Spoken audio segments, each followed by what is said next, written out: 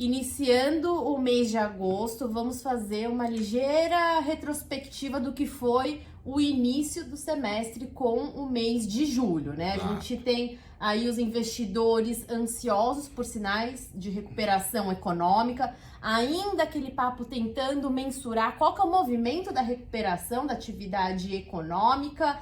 Então a gente vê alguns indicadores sinalizando a recuperação em V. A gente já comentou inúmeras vezes aqui no IGTV que nós não acreditamos nesse movimento em V, já explicamos como são mensurados esses indicadores, principalmente indicadores que são índices aí de difusão, como dados de confiança e o índice de gerente de compras, que é o famoso PMI, que estão sinalizando esse movimento. É natural quando a gente não tem nenhuma atividade por conta do período de isolamento, né?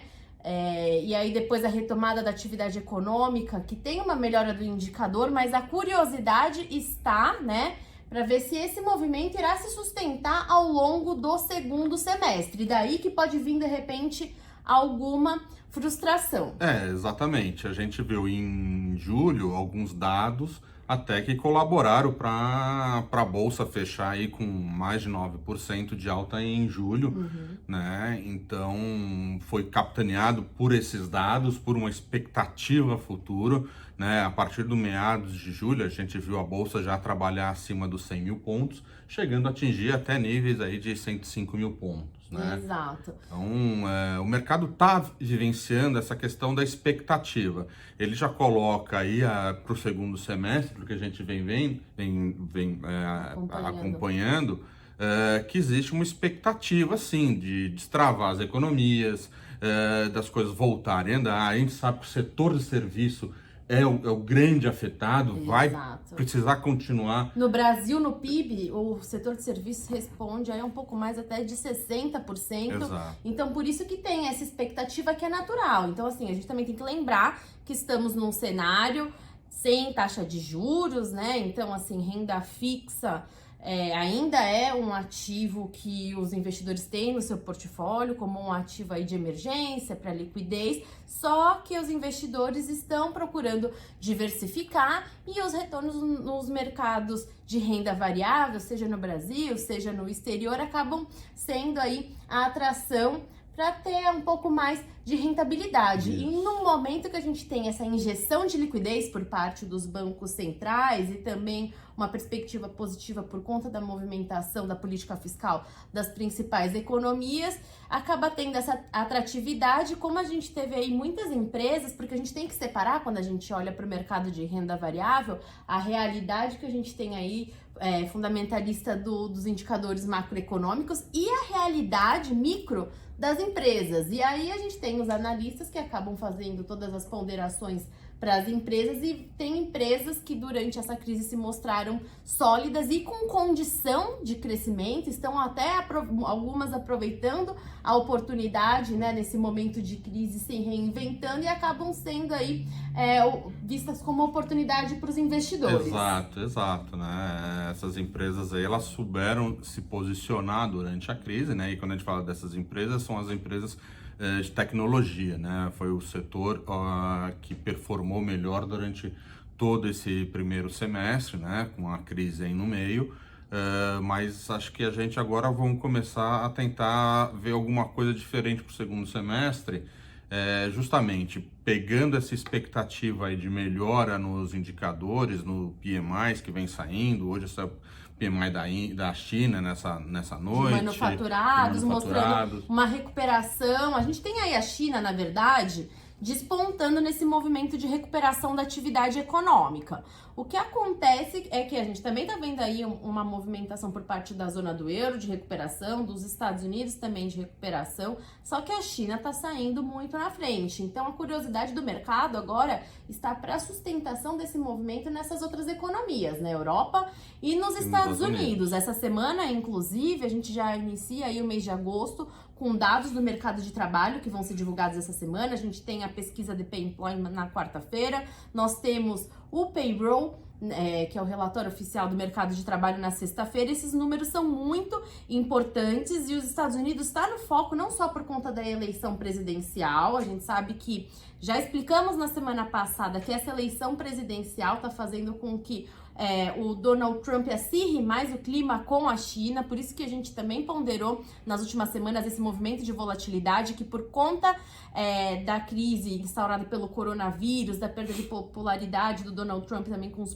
os protestos que aconteceram nos Estados Unidos, o Trump, para ganhar o seu eleitorado nessa proximidade com a eleição presidencial nos Estados Unidos, tá acirrando o clima com a China, essa guerra comercial, para recuperar, né, aí a sua popularidade, que é onde ele ganha aquele eleitorado pesado dele. Então a gente tem a volatilidade por conta disso. E a gente vai ver, acho que nesse segundo semestre, cada vez mais intensifica ainda mais essa questão Trump, né? É uma forma dele tentar se aproximar um pouco do Biden, né? Exato. Jogar um pouco, tirar um pouco o holofote de cima dele, botar culpa na China.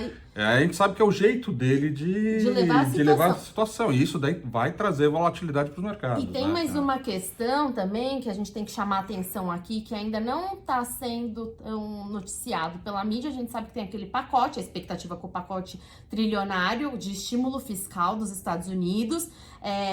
Também entender como os Estados Unidos vai tocar. A gente tem o auxílio emergencial aqui no Brasil, lá eles também têm o auxílio-desemprego deles.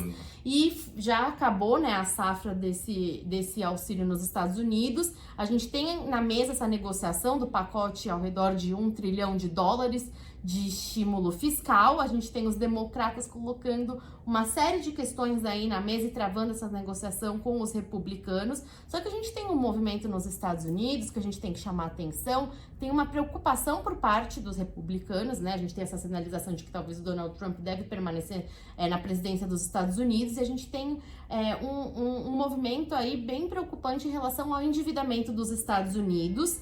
E aí a gente chama atenção aqui, eu vou fazer um parênteses, que a gente vem ressaltando nessas últimas semanas esse movimento de valorização, de fortalecimento global do dólar, só que em paralelo, lógico que também está sendo noticiado, a gente vem acompanhando aí esse movimento de fortalecimento do ouro, da prata e o porquê disso, né? E um certo enfraquecimento do dólar nas últimas semanas. Justamente por isso, por conta dessa elevação no endividamento dos Estados Unidos, isso pode trazer aí alguma pressão inflacionária em algum momento. A gente está falando isso daí de uma perspectiva de médio prazo e aí, consequentemente, uma desvalorização do dólar em relação aí a essas commodities, também fazendo um breve parênteses. E também vamos lembrar que com juros praticamente a zero, já não é mais tão atrativo, né? Aquele diferencial de spread em taxa de juros, a partir do momento que você começa a ter um cenário mais,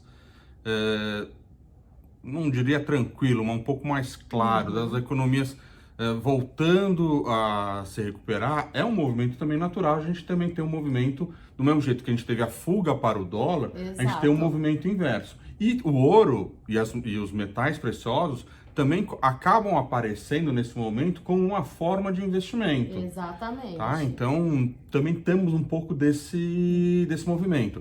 Eu acho que, obviamente, essa questão fiscal que você colocou vai se evidenciar ao longo do semestre, talvez mais para o final do segundo semestre, início do próximo ano. Obviamente, as grandes economias ainda têm tamanho e mecanismos de lidar com essa questão fiscal. Agora, a dúvida vai começar a aparecer sobre as economias menores. Exato. Onde a gente como se já encontra. está sendo o caso do Brasil. Então, agora a gente vai um pouco aqui pro cenário doméstico, que é importante também ponderar. Houve o envio da reforma tributária, também já comentamos por aqui. O CBS, que é uma contribuição sobre bens e serviços, está nivelando em 12% a tributação, né? O setor de serviços a gente comentou que está sendo prejudicado, principalmente ligado à educação e à saúde. A gente tem os empresários reclamando bastante. E a negociação aí para tentar ponderar um pouco essa elevação de tributação para alguns setores que estão sendo prejudicados. Está sendo negociado isenção sobre folha de pagamento, também estão tentando ver aí a tabela de imposto de renda, então a gente tem isso na mesa, só que na semana passada houve um movimento muito interessante, que já é previsível no Brasil, esse vai e vem político. Então, por isso, mais um fator para a gente ponderar e trazer aqui essa questão da volatilidade no mercado doméstico.